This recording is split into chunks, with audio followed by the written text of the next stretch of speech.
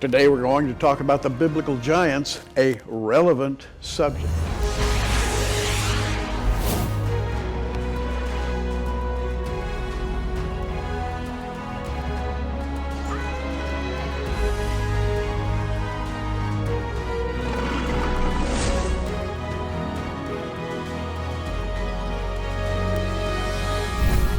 And here to talk with us on this subject, L.A. Marzulli. Great to be here, Gary. And welcome to Prophecy Watchers. Sir. Thank you. L.A., as we start today, let's first of all just mention the fact that you and I have both spoken on the subject of giants, publicly, privately, for a good long time now. We have this DVD set, and we're going to be talking about our lectures on giants. But before that, let's start today by talking about the relevance of this topic in the church. When we do meetings, L.A., and I know you've had the same experience, when we do conferences and so forth, people will come up to us and invariably they will say, I never hear about these things in church. I just don't. My pastor, my preacher, whatever, simply doesn't. And when I ask him, he says, well, I really don't know. Why should we know about these things, L.A.? Well, you know, Gary, at Nephilim Mounds 3 and also 2, both times you sort of led the charge with your presentation. We really talk about Genesis 3, which discusses the seed of the serpent will be at enmity with the seed of the woman. And that really sets up the rest of the biblical prophetic narrative. Unless we come to terms with what that means, seed, sperma, seed of the woman eventually becomes Messiah. Yeah. Seed of a serpent will eventually become the Antichrist. But in the meantime, there's an outbreak of the seed of the serpent, the fallen angels. 3 chapters later in Genesis 6, we read about this. And it's absolutely astounding. It's unthinkable. And this is the reason for the flood. And until we come to a grips with Genesis 3 and Genesis 6, we will never really understand the words of Yeshua, the words of Jesus, who warns us it'll be like the days of Noah, when the Son of Man returns. And then he says, they were eating and drinking and giving in marriage. And it goes back to Genesis 6. And what he's talking about there are not human beings. Yes, the daughters of men, but the sons of God are, in fact, the fallen angels. And I know that some people in the church have a real hard time with this. But that's what go back to Genesis 3. That's where it all starts, in the garden. And that mandate comes down. And unless we come to terms with that and understand it, in my opinion, the rest of the biblical prophetic narrative is, you can't understand it. You have to interweave this topic through Bible history, but we live in the year 2016. And people are saying, well, that's a long time ago. What does that have to do with us today? And it's a question that you get asked, I'm sure, and I get asked all the time. Here's a fascinating fact. Just think about one thing. When the children of Israel left Egypt for that long march, which started across the water, which parted for them, that turned into a 40-year journey for one reason. They were given an opportunity to go into the promised land. The 10 spies went in, searched out the land. They came back and said, no way we're going in there. For one reason. The giants. It was very real to them. In other words, they knew what they were seeing. Now, these guys were no sissies. They had endured a lot, and they were tough guys, strong warriors, children of Israel. They had God on their side, and yet they said, we're not going to fight the giants. They're too big. We're like grasshoppers. How big were those giants, L.A.? Well, in my opinion, let me just quote something from Josephus. Josephus is a first century historian. And what's incredible about this is thousands of years after the initial conquest of Canaan. This is what Josephus says. There were, till then, left a race of giants who had bodies so large and countenances so entirely different from other men that they were surprising to the sight and terrible to the hearing. The bones of these men are still shown to this very day, which means in the time of Jesus walking in Jerusalem, the bones of the giants were also in display. I truly believe, and this goes into my work, and certainly Watchers 6, On the Trail of the Nephilim, which we've talked about here, I uncovered real photographic proof of 2 9-footers on Catalina Island. 2 9-footers. And I think that Goliath, for instance, was probably taller than 9 feet. I think Og, it was at least 13, 14 feet, perhaps taller. And that's a really big guy, a really big guy. You know, to say grasshoppers, that's like, you know, think about the language that's being used. A grasshopper is something really tiny, and that's how they appeared. If there's a 15-footer standing in front of you, a 15-foot giant, and you're a 6-foot man, even in modernity, you would feel essentially like a grasshopper. You'd just be puny in the sight of that type of an entity. And then there is the giant, Goliath, in the days of David. Now that's 1000 BC, when David was a young man, before he had established the kingdom. And he fought Goliath, which the Philistines had brought forward as their champion. In other words, this guy is undefeatable. Nobody will go up against Goliath. And the text goes on to give the weights of his armor, his sword. It's just gigantic stuff that no ordinary human being could even lift, let alone put on. And so the Bible really regards the subject of giants as a normal subject. Not supernatural, it's just something that was a common everyday event around that time. And then later on, the giants apparently dwindled and died. And God commanded the children of Israel to wipe them out. But then we see them in other cultures. And this is kind of where you come in. You have explored the existence of giants in other cultures, really coming right down to our own day. So it's a subject that has relevance for today, connects us from our time back to the time of the Bible. What's interesting, and the hypothesis that we've put forth, is that as Joshua and Caleb go into the Levant, or the Promised Land, there's a mandate from a loving, holy God to wipe everyone out. That's genocide, and there's no way around that. And I mean, people want to tap dance around that whole issue. If they, you know, that's genocidal. In fact, Richard Dawkins holds this up in his lectures and saying the God of the Old Testament, the God of the Bible, is this capricious, genocidal, maniacal, vengeful God. And in some ways, Dawkins is right, unless we plug the Nephilim in. And one moment we plug the Nephilim into the equation, we see that these are hybrid entities, which I believe have no souls. So as Joshua and Caleb push into the Promised Land, what happens? We think is a diaspora, and the giants flee. Some build papyrus ships and go out the Mediterranean. That's preposterous, LA, some people would say. And yet, Thor Heyerdahl proves this, his best-selling book, Ra. And he did that in modernity. He built a papyrus boat, put a sail, no compass, nothing, wound up in Barbados, basically near the Gulf of Mexico. Yeah. The trade currents will carry you. It's our hypothesis that the Nephilim tribes, remnants of them, left the area. Some fled northward into Europe, perhaps Stonehenge. And interestingly enough, and I'm, you know, a little rabbit trail, elongated skulls have been found in the burial mounds in and around Stonehenge. That's the work of Maria Wheatley, just came out fairly recently. We see elongated skulls in Peru, also elongated skulls in the Americas. Like, again, on the Trail of the Nephilim, Catalina, we show elongated skulls. They're everywhere, Gary, and we think these are, in fact, the vestiges of the Nephilim. Certainly a 9-foot giant on Catalina Island, unearthed in 1919 by Ralph Glidden, is certainly an anomaly. And it should make us sit up and go, wait a minute. The oral tradition of the Native Americans is true, and it points back to the veracity of the Bible, and that's what's so fascinating about it. Okay, let's talk now to somebody who, Nephilim? You're using the word Nephilim. Let's just go back to square one. Nephilim is the Hebrew word that comes from a root, nafal in Hebrew, which means to fall or to be fallen. You put that together and with a plural ending, Nephilim, the fallen ones. Now tell us exactly who they are in the Bible. How does the Bible bring them out? The Bible says specifically in Genesis 6 that the sons of God, the B'nai Ha-Elohim, which always refers back to the angelic host. Go to Job and you can see that term, Hebrew term, B'nai Ha-Elohim, is used.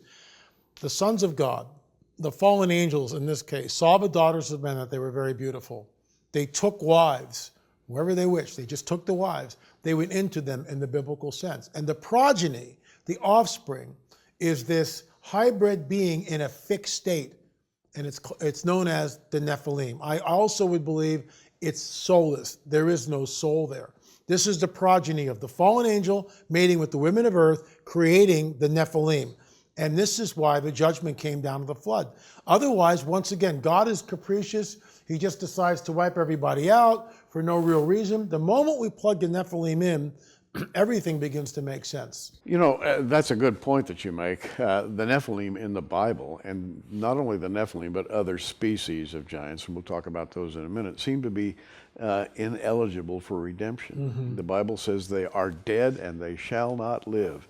And the word dead there is a translation of the Hebrew Rephaim. They are Rephaim and they shall not rise. In other words, they can't be redeemed, right, because they are not the creation of God in his own image and likeness. That's the way he wanted to develop humanity. And the angels came down, corrupted that. And so we're talking about the redemption of planet Earth here, a battle going on to redeem mankind.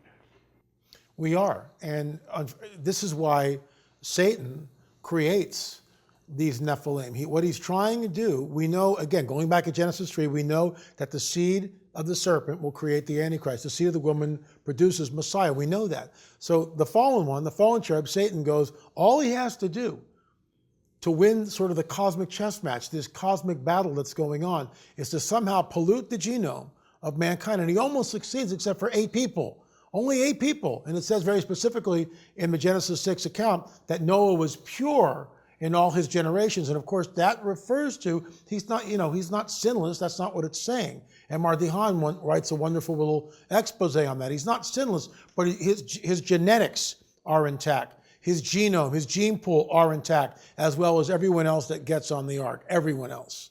So we have angels in heaven, and by the way, Enoch talks about 200 angels that came down to earth, angels, and Enoch 6:1 says it came to pass when the children of men had multiplied in those days, were born unto them beautiful and comely daughters, and the angels of the children of heaven saw and lusted after them. So this is a big-time open sin, and they knew they were sinning, according to... They did it deliberately. They did it deliberately in spite of the consequences because of lust. And so what started as God's desire for man to flourish, to populate the earth with a new and redeemable human strain, a human, if you will, species designed one day to enter into heaven with God himself. The angels, for motives that we are not entirely clear about, also as well as greed and lust, came down to earth and were on the verge of destroying God's plan. They almost succeeded, except for Noah and the people on the ark with him. Humanity would have been wiped out. So there you go. Yeah, Satan comes that close to completely derailing the whole biblical prophetic narrative. Messiah would not be born because Messiah, think about it, if those 8 people were not on the ark, there is no Messiah. But that's not what happens.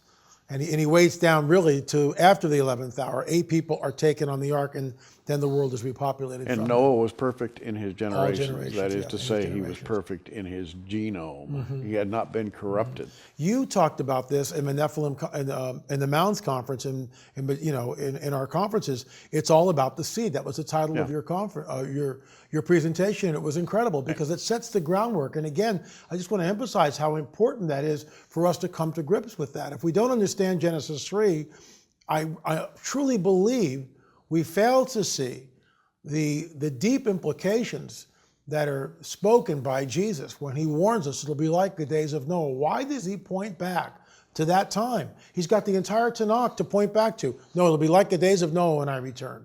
And that's very telling in my opinion. And by the way, in secular history, much of it has been destroyed. The great secular libraries were wiped out. The Alexandrian library, of course, was burnt to the ground. Thousands of scrolls of history. Ancient scrolls. Ancient scrolls that go all the way back. And we have the scrolls from Plato that survived that that fire, that Holocaust. And Plato talks about this very same thing. He talks about a man named Evenor and his wife Leucippe, and they had a daughter named Cleito, and a god came down from heaven. His name was Poseidon, and he talked to the parents and asked the parents for her hand. They became married, and they raised sons, the first of whom was called Atlas, by the way. And you read this and you say, well, that sounds like mythology to mythos, me. right? Yeah. But Plato goes on to say Atlas built a huge, beautiful city called Atlantis, which was destroyed in the Great Flood. Oh, really? Plato talked about the Great Flood. Fascinating. So what I'm saying is that secular history echoes Bible history, and Bible history is far, far more believable than secular history.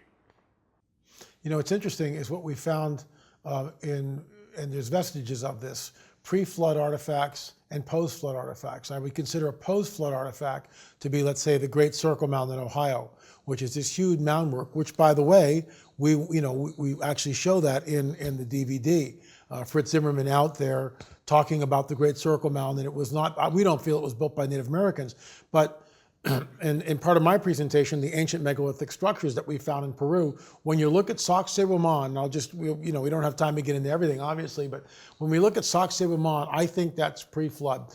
The Inca, when the Spanish conquistadors came and asked, well, who built this? The Inca said, we don't know. The giants built them. It was here when we got here. In other words, and we're not sure what Sacsayhuaman, 12,000 feet above sea level in Peru, really did. I mean, we have no idea really who built it and how. And what's interesting, so fascinating to me, is that the tools have never been found by the archaeologists. There are no tools. Whoever built this took the tools with them, and yet we see these polygonal shapes, huge stones weighing upwards of 120 tons, quarried from miles away, and yet put into place with such precision that you can't fit a piece of paper between them with no mortar. It's astounding. I've shown those pictures to archaeologists and engineers and architects, and architects and engineers look at it very nervously because they realize that, whoa, and this is a very hard stone. This is andesite. On the Mohs scale, 7, diamond being 10. So when we look at all this, there seems to be like a hidden history. And even parts of the Bible, like we talk about the Genesis 6 account of the fallen angels, it's sort of, fringe and kept down. And you're right, we don't talk about this in church. And yet I think it holds the key to what is happening right now in modernity. And one reason we don't talk about it is because those angels, the fallen ones and their progeny, obviously had a higher level of technology. I believe that the Great Pyramid near Cairo was built prior to the flood. Absolutely. And a number of authorities have tried to concoct methods whereby they could duplicate the Great Pyramid. They haven't come up with anything. Nothing works. There's no way they could build such a thing, even today. The Japanese wanted to duplicate it on a 2/3 scale, and they failed. Or was it a 1/3 scale? They wanted to build a smaller version of the Great Pyramid, and they said, well, there's no way we can do this using current technology. So we're talking about real ancient beings. They were called the Anakim, they were called the Emim, they were called the Rephaim, they were called the Zamzumim, they were called the Zuzim. Different tribes with different characteristics. The Zamzumim and the Anakim were very warlike. The Anakim were called the long-necked terrors. Yeah. If you translate that term, the long-necked terrors, meaning they really didn't look human. And that's another feature of the giants. They're not human.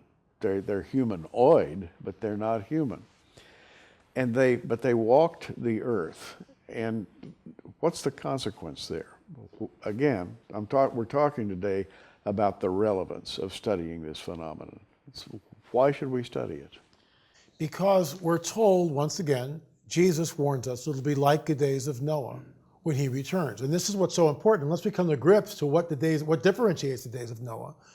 How are we supposed to understand what he's talking about? And people go, well, they were given an eating and marriage and all that. That's not what he's pointing to. In my opinion, he's pointing to an incursion by intruders. There's an outside agency, to put it bluntly. There's an outside agency that has always been very interested and manipulating the human genome. I believe they are back. They are doing the same type of genetic experimentation. It is happening, and I know this, get my tinfoil hat on now, but that's what my research points to. It's going on now. We've got reports of people seeing hybrid beings which look and pass for human, and yet they have supernatural power. And we're not talking about kooks saying this. We're talking about professors, doctors, Sure. People who have had the opportunity to study these phenomena in private, and they've been shocked, to say the least. Why should we be astounded when we talk about this, when the Bible tells us and warns us that it's going to be like the days of Noah? Yeah. And if we agree that what differentiates those days of the Nephilim, then why should we be surprised when we start hearing reports of hybrid entities which appear human but have supernatural qualities to them? Well, there's a fiction about the days of Noah. As you know, L.A., the fiction is that the days of Noah were pretty much like any other time, and Noah and his family, built this ark. Meanwhile, the world was going to rack and ruin. People were out here living like pigs, and God said, Noah, you got to get out of here. But nowhere do you see the scenario of the giants there. You see the townspeople laughing at Noah as they're building the boat, which is not in the Bible, by the way. Right. You see all kinds of fiction about that in literature, but you never see the real story, which is that Noah built an escape vessel to get away from a world that was corrupted beyond redemption. And that's the truth. Which is also a type of the rapture for us. It is. Yeah, and that's Very what much we so. hold on to. But before destruction, before a judgment, there is an escape clause. And Noah gets on the boat, and I firmly believe our escape clause, our blessed hope, is maybe closer than any of us think. It's fascinating. The Anakim, that's a Hebrew word, are linked grammatically to the Titans. The Titans were what the Greeks conceived of as the gods who came down from heaven, intermarried with human women. These were the Titans. Well, in Hebrew that becomes the Anakim, the Ainak as they're called, and they were called the fountains or destroyers of the oceans. In other words, huge, powerful beings. The Amim were called the gigantic people of Moab in the Bible. And the gigantic people of Moab, it puts it in a geographic location down toward the area where the children of Israel would have tried to enter the land when they came up and said, we can't go in there because there are just too many giants. This was real to them. It was a pragmatic assessment, and they were scared to death. And God said, that's not good. You should be faithful.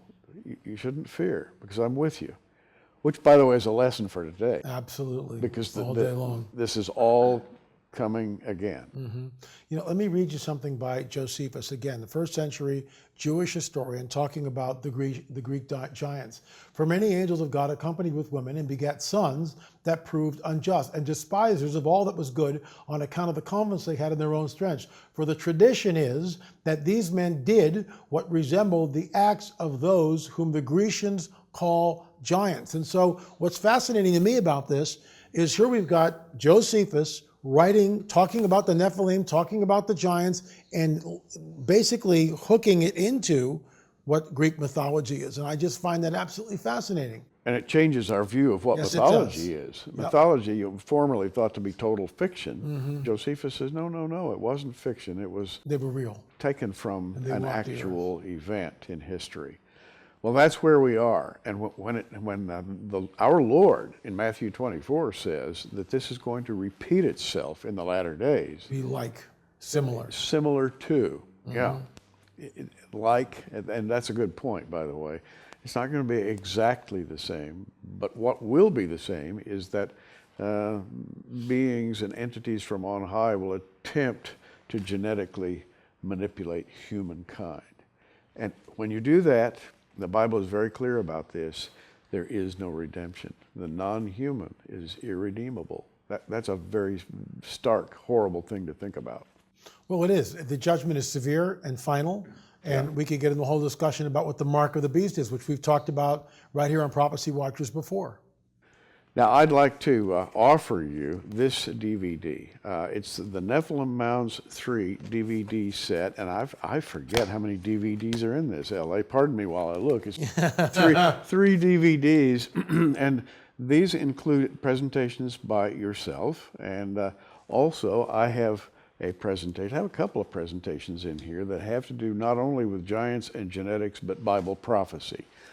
Russ Dizdar is speaking, L.A. Marzulli, I speak, Joseph Riverwind, by the way, who is a Cherokee Indian, but he has amazing insight into, and by the way, he's a very faithful Christian, and his Christian roots go way back, and he's a remarkable way of talking about this phenomenon from the history of his own people. You really need to hear it. Mm-hmm. He takes the oral tradition handed down by many different tribes, talking about the giants, and basically says, look, it's real, it was here, we have oral tradition, and again, this points back to the veracity of the biblical narrative, and that's what's so fascinating about all of it. This 3 DVD set, yours for $59.95. We have a Giants in the Promised Land package, all 3 Nephilim Mound sets, plus a free DVD set that goes with this, the Chicago Summit. Tell us about that. Chicago Summit, a lot of interesting speakers were there. I think of Derek Gilbert. We talked about this off camera before the show, and that his expose on what Facebook is worth the price of admission alone. It's just absolutely fascinating. And here it is, the Chicago Summit, yours free with these 3 Nephilim Mound sets for $149.95. That's 4 packages. And by the way, the Giants DVD has 5 DVDs in it, not 3, 5. Wow. Yeah. Everything that we don't have time to say today, and believe me, they are. We've scratched the surface. L.A. and I are just sitting here saying, how can we move everything that we want to talk about into a 30-minute time slot, and it's impossible. Yeah, it is. And so let's then recap. We're going to talk about this some more on a later program. We asked the question, and I think it's a very relevant question. Why should we be talking about this subject today, and of what import is it for the Bible-believing Christian?